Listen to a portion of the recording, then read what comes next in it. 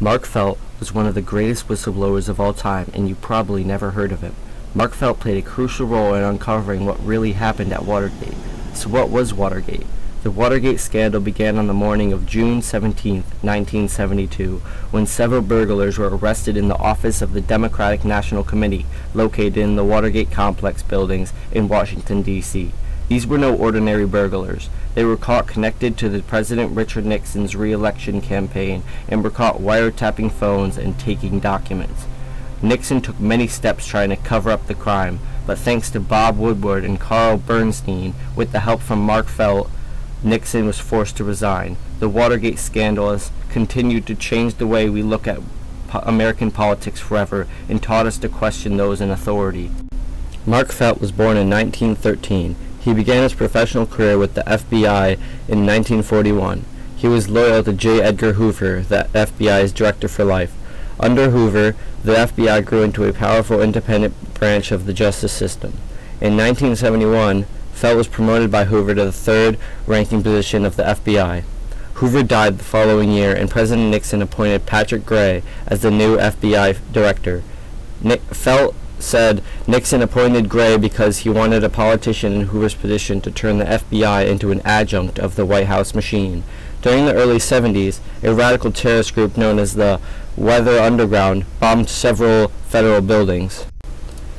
In response to this, Felt authorized numerous break-ins known as black-back jobs as a means of obtaining information that could lead them to future bombings. Felt believed that he was protecting the greater good and was justified in going beyond the legal bounds in order to protect American citizens. As President Richard Nixon also felt he was justified in operating outside the legal bounds, the difference being Nixon was often acting for political gain and not for the safety of citizens. Little was known of this when a young reporter named Bob Woodward was asked to cover a break-in at the Democratic National Headquarters in the Watergate complex in June 1972. Woodward was waiting outside in the White House when he struck up a conversation with a man who has also been waiting to be seen. The man was Mark Felt, who at the time was an FBI assistant director in charge of inspection department. Woodward had known Felt from when he was in the Navy and was trying to switch careers to be a reporter, and he used Felt as some sort of career counselor. Woodward continued his friendship with Felt, as Felt requested that Woodward not tell anyone that he had a friend in the FBI. As the Watergate story developed, Felt requested that Woodward would not call him. Early on in Felt's career, he was assigned to espionage. This was how he was familiar with the complicated procedures that were used when Woodward wanted to contact him.